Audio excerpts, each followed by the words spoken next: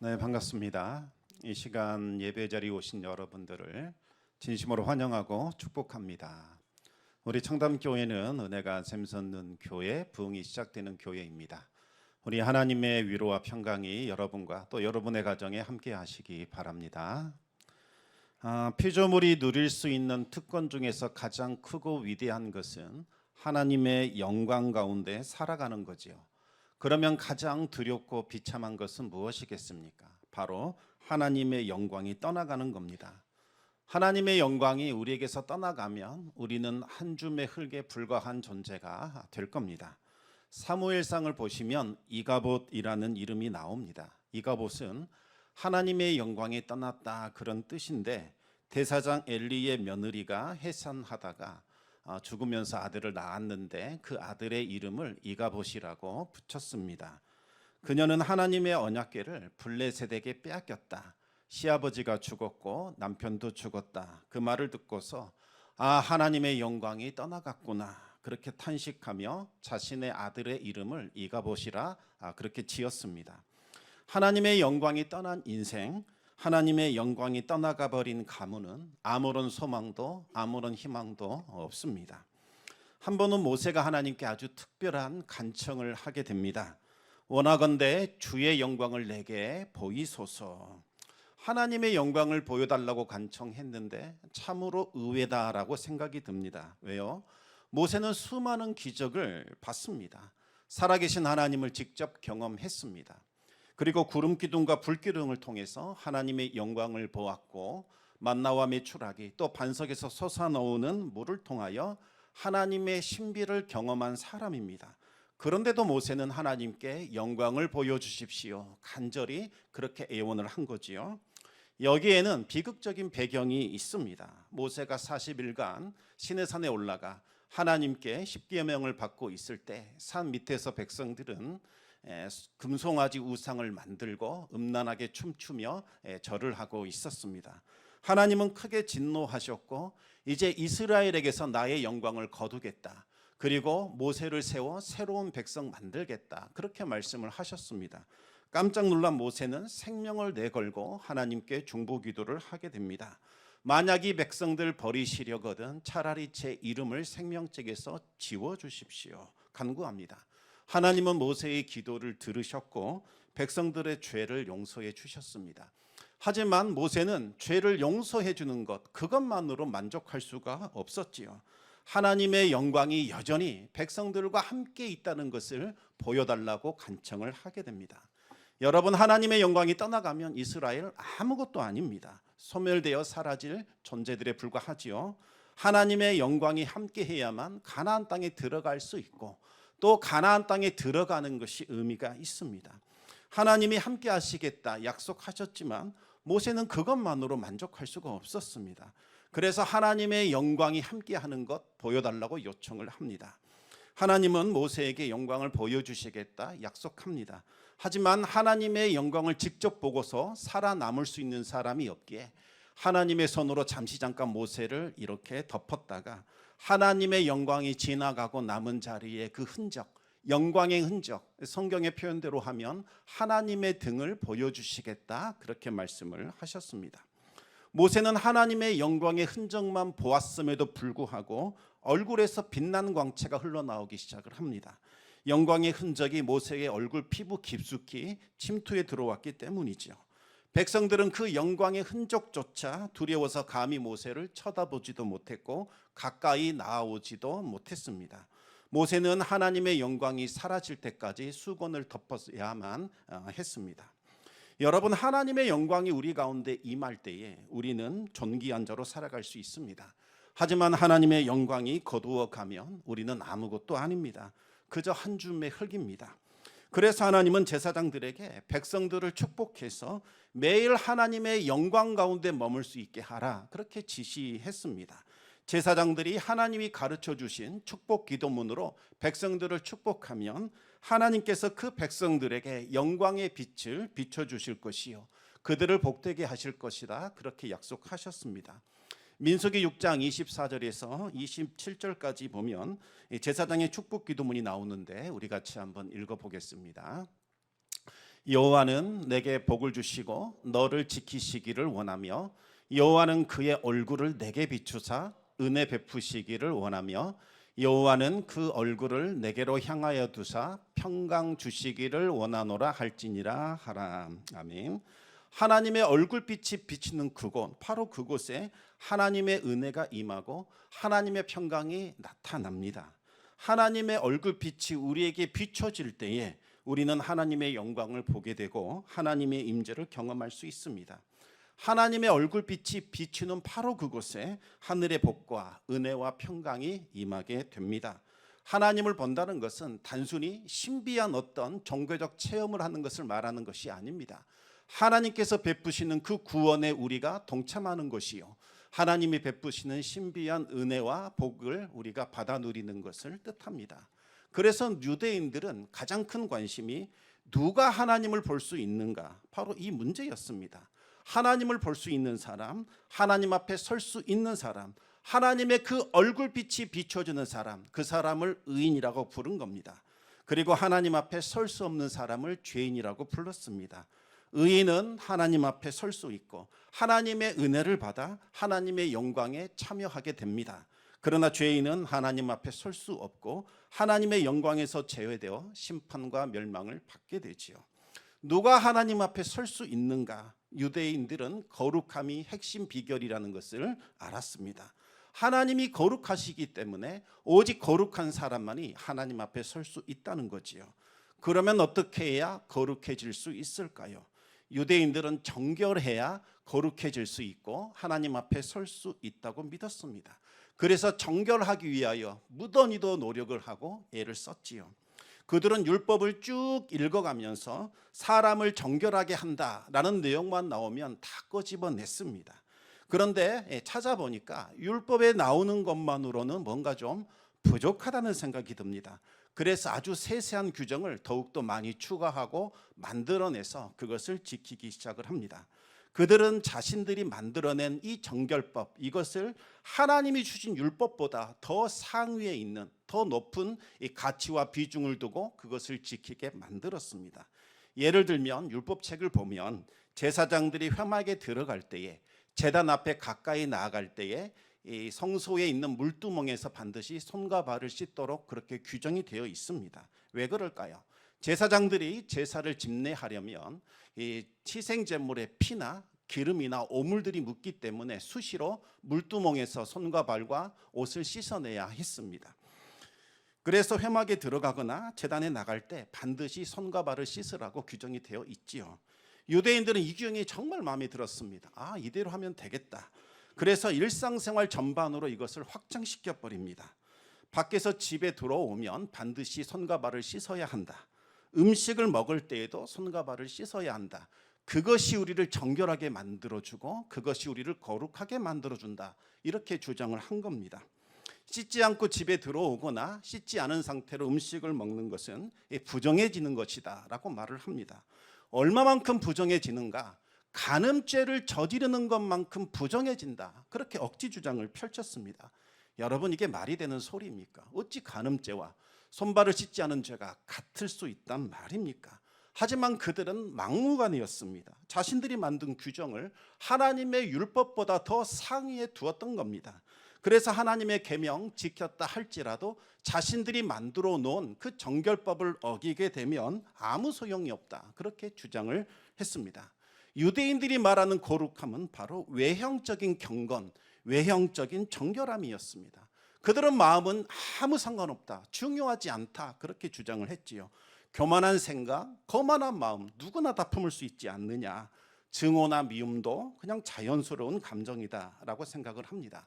불결한 생각, 악한 욕망을 자연스러운 것이라고 표현을 했습니다. 내면 상태와 이 정결함은 아무 관계가 없다는 거지요. 악하고 더러운 마음을 가졌을지라도 이 정결법 규정만 잘 지키면 하나님 앞에 설 수 있는 의인이 된다. 그렇게 주장을 한 겁니다. 예수님은 유대인들의 생각을 정확하게 반박하고 뒤엎어 버리셨습니다. 마음이 더 중요하다는 겁니다. 하나님을 볼 수 있는 사람, 하나님 앞에 설 수 있는 사람은 마음이 청결한 사람이라는 거죠. 우리 마태복음 5장 8절 말씀을 같이 읽어보겠습니다. 마음이 청결한 자는 복이 있나니 그들이 하나님을 볼 것임이요. 아멘. 겉모습이 아니라 내면과 그 마음이 청결해야 합니다. 어떤 생각, 어떤 마음을 품고 있는가, 그 사람의 영혼의 상태가 지금 어떠한가, 이것이 하나님을 볼 수 있는가 볼 수 없는가, 하나님 앞에 설 수 있는가 설 수 없는가를 결정한다는 겁니다. 예수님은 서기관과 바리새인들을 향하여 회칠한 무덤, 외식하는 자 이렇게 꾸짖으셨습니다. 겉으로는 회칠을 하고 있기 때문에 그럴싸하게 보입니다. 깨끗해 보이죠. 하지만 그 내면을 들여다보면 송장처럼 썩어 부패했습니다. 서기관과 바리새인들의 의보다 더 낫지 못하면 천국에 들어갈 수 없다고 하셨습니다. 외형적인 정결함, 이것으로는 천국에 들어갈 수 없고 마음과 영혼이 정결해야 천국에 들어갈 수 있다는 거지요. 다윗도 똑같은 고백을 합니다. 시편 24편 우리 3절 4절 말씀을 읽어보겠습니다. 여호와의 산에 오를 자가 누구며 그의 거룩한 곳에 설 자가 누구인가? 곧 손이 깨끗하며 마음이 청결하며 뜻을 허탄한 데에 두지 아니하며 거짓 맹세하지 아니하는 자로다. 아멘. 마음이 청결한 사람, 그 사람이 하나님의 산에 오를 수 있습니다. 하나님의 거룩한 임재 가운데로 들어갈 수 있습니다. 다윗은 이것을 다른 누군가에게 배운 것이 아니라 자신의 처절한 실패와 절망, 그리고 하나님의 은혜로 다시 회복되는 과정에서 이 신비와 비밀을 깨닫게 되었습니다. 오늘 읽었던 시편 51편 너무나도 중요한 그리고 너무나도 유명한 시편입니다. 다윗이 밧세바와 동침한 후에 선지자 나단의 책망을 받고 이 시를 기록했습니다. 다윗이 위대한 것은 뭔가 위대한 업적을 남겼기 때문이 아닙니다. 하나님 앞에서 철저히 자신의 치부를 낱낱이 드러냈고 회개했기 때문에 하나님이 그를 위대하게 사용해 주신 겁니다. 다윗은 참으로 파란만장한 인생을 살았습니다. 70세를 살다가 죽었는데 15살까지는 두각을 드러내지 않고 조용히 지냈습니다. 많은 형들이 있었기 때문에 양떼를 돌보며 들에서 지냈지요. 때로는 사자나 곰이 출몰하면 목숨을 걸고 양을 지켜냈습니다. 그러다가 17살이 되던 15살이 되던 때에 인생을 완전히 바꿔버리는 중요한 만남을 갖게 됩니다. 선지자 사무엘이 다윗을 찾아와서 기름을 붓더니 너는 장차 이스라엘의 왕이 될 것이다. 그렇게 예언을 한 거지요. 그 후로 다윗은 성령의 임재에 사로잡혀 하나님과 깊은 교제를 나누며 신령한 노래와 찬송을 부르는 자가 됩니다. 그리고 17살이 되었을 때 다윗은 아버지의 심부름으로 전쟁터에 있는 형들을 방문하게 되고 그곳에서 골리앗과 맞서 싸우게 됩니다. 다윗은 하나님의 능력으로 골리앗을 죽이게 되고 이스라엘을 구원하게 됩니다. 그날 이후로 다윗은 전쟁 영웅이 되었고 사울의 총애를 받으며 승승장구하게 됩니다. 하지만 20살 한창인 그 시절부터 다윗은 깊은 수렁에 빠져들게 됩니다. 사울과 주변 인물들이 다윗을 시기 질투했고 다윗에게 억울한 누명을 뒤집어 씌운 겁니다. 다윗은 10년간 광야를 떠돌며 하나님의 때를 기다리게 됩니다. 하나님은 광야의 연단을 통해서 다윗을 위대한 왕으로 빚어 가셨습니다. 그리고 30살이 되었을 때 갑자기 사울 왕이 죽었습니다. 블레셋과 전쟁을 치르다가 세 아들과 함께 이 세 명의 아들과 함께 전사를 한 겁니다. 그러자 유다 족속이 찾아와서 다윗을 자신들의 왕으로 추대를 하게 됩니다. 그래서 다윗은 7년 6개월 동안 헤브론에서 유다 지파를 다스리게 되지요. 그리고 37살이 되었을 때 다른 지파들도 찾아와서 다윗을 마침내 이스라엘의 왕으로 추대하게 됩니다. 마침내 37살이 되었을 때 다윗은 이스라엘의 통치자가 되었습니다. 15살 그때 사무엘이 찾아와 머리에 기름을 붓고 왕이 될 것이라 예언한 뒤 22년이 지난 세월에 마침내 그 예언이 성취가 된 겁니다. 하나님은 다윗과 함께 하셨고 다윗이 어디를 가든지 승리를 거두게 하셨습니다. 그러자 삼류국가 최약체였던 이스라엘은 가장 강성하고 부강한 나라로 바뀌게 됩니다. 이제 다윗이 50살이 되었습니다. 다윗의 왕권은 견고해졌고 그리고 군사체계도 완벽하게 갖추어지게 됩니다. 주변 국가들은 다윗에게 조공을 바쳤고 어떤 나라도 이제는 이스라엘의 군대를 넘볼 수 없게 되었습니다. 이 시기는 다윗의 인생에서 가장 평안하고 안정되었던 시기였습니다. 하지만 이때가 영적으로는 가장 위험하고 가장 위기였던 순간이었습니다. 그 이유는 다시 다윗의 영적인 상태가 무뎌져 있었기 때문이죠. 하나님과의 교제도 희미해진 상태였습니다. 여러분, 위기라는 것은 힘들고 어려울 때만 찾아오는 것이 아닙니다. 오히려 평안할 때, 부유할 때에, 모든 것이 순조로울 때 찾아오지요. 하나님이 함께하지 않는 것, 하나님의 영광이 떠나간 것, 이것이 바로 진정한 위기입니다. 솔로몬도 똑같은 말을 합니다. 하나님이 떠나가는 것, 이것이 위기라는 겁니다. 우리 시편 127편 1절 2절 말씀을 같이 읽어보겠습니다. 여호와께서 집을 세우지 아니하시면 세우는 자의 수고가 헛되며 여호와께서 성을 지키지 아니하시면 파수꾼의 깨어 있음이 헛되도다. 너희가 일찍이 일어나고 늦게 누우며 수고의 떡을 먹음이 헛되도다. 그러므로 여호와께서 그의 사랑하시는 자에게는 잠을 주시는도다. 아멘. 여러분, 아파트 한 채 장만했습니다. 이제 끝났다. 우리는 행복해질 것이다. 아니라는 겁니다. 하나님이 그 집을 세우지 않으면 그것이 도리어 재앙이 될 수 있고 그것이 위기가 된다는 겁니다. 파수꾼이 이제 밤을 새워가면서 우리 성을 지켜주고 있으니 걱정 없다. 이제는 안심해도 된다. 아니라는 겁니다. 하나님께서 그 성을 지켜주시지 않으면 그 깨어있는 것이 헛된 것이요, 바로 그때가 위기라는 거죠. 이른 새벽부터 밤이 늦도록 이제 드디어 일자리를 찾았고 그 수고의 떡을 가족들이 먹으면서 이제는 살만해졌다. 이제는 우리가 살아도 된다. 아니라는 겁니다. 하나님이 함께 하지 않으시면 이것도 헛것이요, 이것이 바로 위기라는 거죠. 다윗이 그랬습니다. 왕권이 견고해졌고 나라가 안정되었습니다. 군사 조직과 군사 체계가 잘 정비되었고 좋은 무기가 있었고 뛰어난 전략도 있었습니다. 군사들은 용맹했고 잘 훈련되었습니다. 이스라엘의 군대를 이길 나라가 없었습니다. 이제부터는 부하들이 더 이상 전쟁터에 나오지 마십시오. 행여 부상을 당하거나 왕이 치명상을 입게 되면 이것이 더 위험합니다. 이제 왕은 평안히 왕궁에 계시면 됩니다. 이렇게 말하는 바로 그 시기입니다. 이제 다윗은 기도하지 않아도 승리할 수 있습니다. 하나님의 도움이 없이도 대적을 물리칠 수 있게 되었습니다. 정치, 경제, 국방, 외교 다 안정되었습니다. 나라가 부유해졌고 나라가 강성해졌습니다. 다윗은 여유가 있었고 근심, 걱정, 염려 이제 다 사라졌습니다. 그런데 바로 이것이 위기라는 겁니다. 하나님을 찾지 않아도, 기도하지 않아도 잘 살 수 있다는 것, 이것이 바로 위기입니다. 다윗에게서 기도가 사라졌습니다. 그의 심령이 무뎌졌습니다. 하나님의 음성도 희미해졌습니다. 여러분, 영적으로 무뎌질 때 나타나는 증상이 무엇인지 아십니까? 말씀이 재미가 없습니다. 찬송이 지루해집니다. 기도 1분도 못합니다. 여러분, 이것이 영적으로 병들어 썩어갈 때 나타나는 증상이지요. 오히려 세상에 있는 것들이 재밌습니다. 즐겁습니다. 흥미롭습니다. 나도 주일 빼먹고 저기 가고 싶다. 얼마나 행복할까. 그와 같은 생각을 갖게 된다는 거지요. 다윗도 이제 하나님을 찾지 않고 흥미거리를 찾아 옥상으로 올라가게 됩니다. 저녁에 옥상에 올라가서 남의 집 앞마당을 기웃거리기 시작을 합니다. 여러분, 당시 풍습은 저녁 때가 되면 집 안에 있는 우물에서 목욕을 하기 때문에 절대로 남의 집 앞마당 들여다봐서는 안 됩니다. 금기사항입니다. 더군다나 지금은 남자들이 다 징집되어 전쟁터로 나갔기 때문에 여인들이 안심하고 목욕하는 상황입니다. 다윗은 한 여인이 목욕하는 장면을 보게 됩니다. 빨리 시선을 돌려야 하지요. 왜냐하면 보지 말아야 할 것을 보는 것, 이것이 바로 죄악의 출발점이기 때문입니다. 하지만 다윗은 시선을 돌리지 않았습니다. 오히려 그곳에서 아름다움을 느꼈고 죄악에 빠져들게 됩니다. 다윗의 심령은 정결한 상태가 아니었습니다.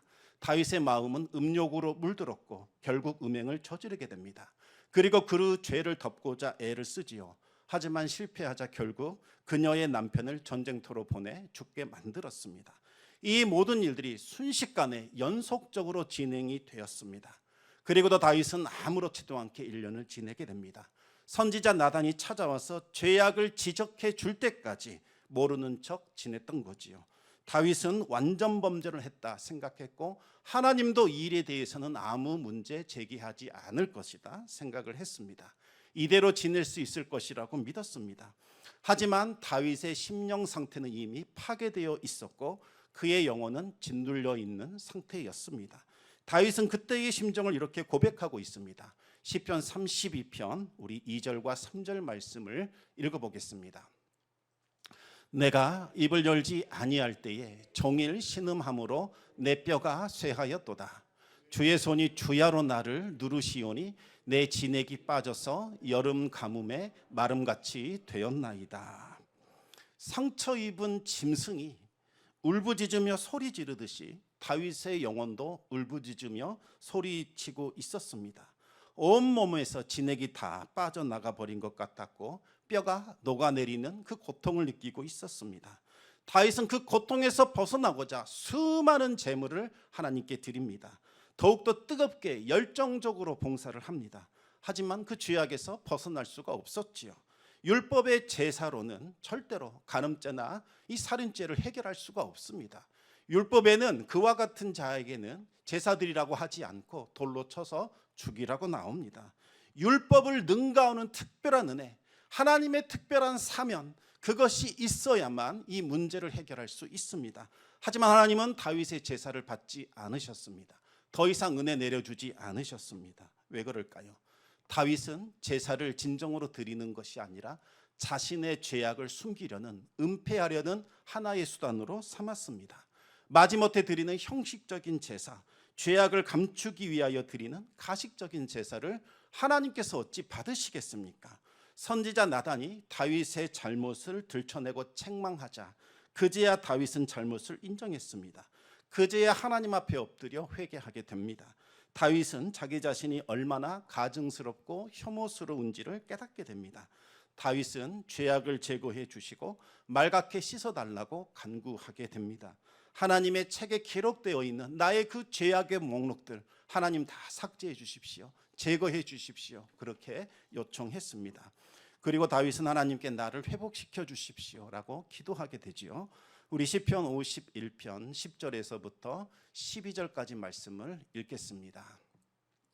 하나님이여 내 속에 정한 마음을 창조하시고 내 안에 정직한 영을 새롭게 하소서. 나를 주 앞에서 쫓아내지 마시며 주의 성령을 내게서 거두지 마소서. 주의 구원의 즐거움을 내게 회복시켜 주시고 자원하는 심령을 주사 나를 붙드소서. 아멘. 다윗은 정한 마음을 창조해 달라고 간구합니다. 여러분, 정한 마음은 정결한 마음, 깨끗한 마음을 말합니다. 이 정결한 마음을 가져야 하나님을 볼 수 있고 하나님의 음성을 들을 수 있고 하나님의 손길을 느낄 수 있습니다. 하나님의 임재를 체험할 수 있지요. 정한 마음은 기존의 마음을 고치거나 수리한다고 되는 것이 아닙니다. 아예 빼내고 새로운 것으로 교체시켜야만 가능합니다. 다윗은 죄로 이미 오염돼 버린 마음, 부패한 마음, 이제 썩어서 악취가 풍기는 그 마음을 바꿔보자 애를 쓰며 무슨 노력을 다 기울였습니다. 하지만 불가능한 일이었습니다. 아무리 노력해도 이 죄를 제거할 수가 없었습니다. 그 마음을 품고 있으면 하나님이 두려워집니다. 감히 쳐다볼 수 없습니다. 하나님 앞에 나올 수도 없지요. 정한 마음은 하나님께서 이 부패한 마음을 제거해 버리고 새 마음을 집어넣어줘야만 가능합니다. 그것 말고는 다른 방법이 없습니다. 그래서 다윗은 이 정한 마음을 창조해 달라고 간구를 한 겁니다. 그리고 또 다윗은 정직한 영을 새롭게 해달라고 기도했습니다.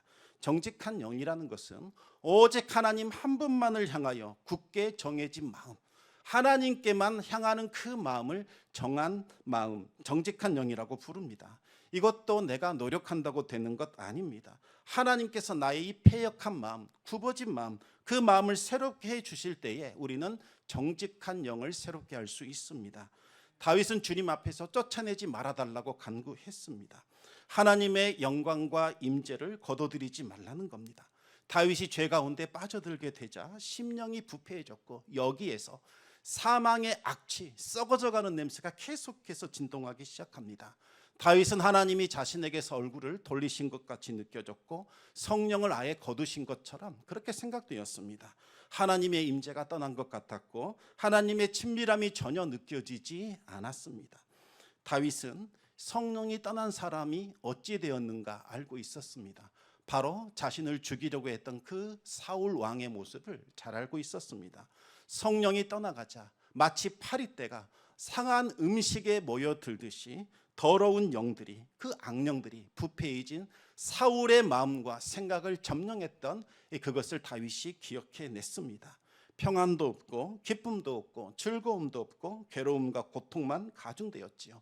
사울이 가졌던 권력, 인기, 부 하나도 소용이 없었습니다. 그런데 지금 다윗이 사울이 걷고 있는 그 길을 걸어가고 있다는 겁니다. 몸과 마음과 영혼이 죄의 사슬에 매여 고통과 탄식 가운데 울부짖고 있었습니다. 다윗의 소망은 이전처럼 하나님과의 관계가 다시 회복되는 것이었습니다. 두려운 하나님, 심판하시는 하나님이 아니라 가깝고 친밀하신 하나님, 피난처와 반석이 되시는 하나님, 그 하나님을 다시 만나기를 원했습니다. 하나님이 얼굴빛을 비춰주셔서 죄악의 속박에서 벗어나 기쁨과 자유를 회복하기를 원했던 겁니다. 이전처럼 자원함으로 하나님을 섬길 수 있기를 원했습니다. 과연 그날이 다시 올까? 예전에 내가 하나님을 뜨겁게 섬기며 찬양했고 하나님과 깊은 친밀함을 누렸던 그 시절 다시 돌아올 수 있을까? 다윗은 눈물로 회개하며 하나님께 부르짖었습니다. 그제야 다윗은 하나님이 무엇을 원하는지 깨닫게 됩니다. 시편 51편 우리 16절 17절 말씀을 같이 읽겠습니다. 주께서는 제사를 기뻐하지 아니하시나니 그렇지 아니하면 내가 드렸을 것이라. 주는 번제를 기뻐하지 아니하시나이다. 하나님께서 구하시는 제사는 상한 심령이라. 하나님이여 상하고 통회하는 마음을 주께서 멸시하지 아니하시리이다. 아멘. 하나님이 원하시는 것은 상한 심령이었습니다. 여러분, 상한 심령이 뭡니까? 깨어진 마음을 뜻합니다. 나 죄인이구나. 나는 내 죄를 해결할 수 없는 비참하고 무기력하고 무능한 자구나. 이 사실을 깨닫고 자기 자신에게 절망감을 느끼는 거지요. 이 깨진 마음이 있어야 하나님의 자비를 얻기 위하여 하나님 앞에 엎드릴 수 있습니다. 여러분, 하나님이 제사를 통해서 받고자 원하시는 것이 무엇입니까? 희생제물의 그 무수한 피와 그 기름들, 하나님께서 뭐가 좋다고 그것을 받으시겠습니까? 하나님은 상한 심령을 찾으십니다. 희생제물이 고통 가운데 죽어가는 거 보면서 내 죄로 인하여 얘가 죽는구나. 무슨 죄가 있을까? 얘는 정결하고 흠이 없는데 나 때문에 죽는구나. 하나님 앞에서 가슴을 찢으며 하나님 앞에 통회하는 그 마음, 상한 심령을 하나님께서 제사에서 찾기를 원하신다는 겁니다. 하나님은 상하고 통회하는 그 마음을 멸시하지 않으십니다. 상하고 통회하는 마음은 하나님 없어도 충분히 살 수 있다는 마음, 나 자신을 대단한 사람으로 여기는 마음, 우쭐대는 마음, 그것을 깨트리고 분쇄시켜서 가루로 만들어버리는 것, 그것을 말하는 거지요. 나는 내 죄를 씻기 위하여 아무것도 할 수 없는 죄인이요, 하나님의 영광이 떠나가며 나는 무익한 자다, 한 줌의 죄에 불과하다, 그렇게 고백하는 마음을 뜻하는 겁니다. 오직 하나님의 자비, 하나님의 긍휼, 오직 하나님의 은혜로만 하나님께 나아갈 수 있고 하나님 앞에 설 수 있고 구원을 받을 수 있다는 것을 고백하는 거지요. 여러분, 자비가 무엇입니까? 이 받아야 할 자격이 없는 그 사람에게 줘야 할 의무가 없음에도 불구하고 사랑을 베푸는 것, 이것이 바로 자비입니다. 긍휼은 무엇입니까? 산모가 태 속에 있는 태아를 향하여 원초적인 뜨거운 사랑을 갖는 것, 이것이 바로 긍휼입니다. 상하고 통회하는 마음, 찢겨진 마음으로 우리가 하나님 앞에 나아가면 하나님은 우리에게 자비와 긍휼을 베푸십니다. 마치 산모가 태아를 품는 그 원초적인 사랑으로 우리를 다시 품어주시고 우리에게 은혜를 부어주시고 회복시켜 주십니다. 하나님은 바리새인의 그 거만한 기도에는 귀를 닫아버렸지만 가슴을 치고 심령을 찢고 절규했던 그 세리의 기도는 하나님께서 의롭다 인정해 주셨고 그 기도를 받아 주셨습니다.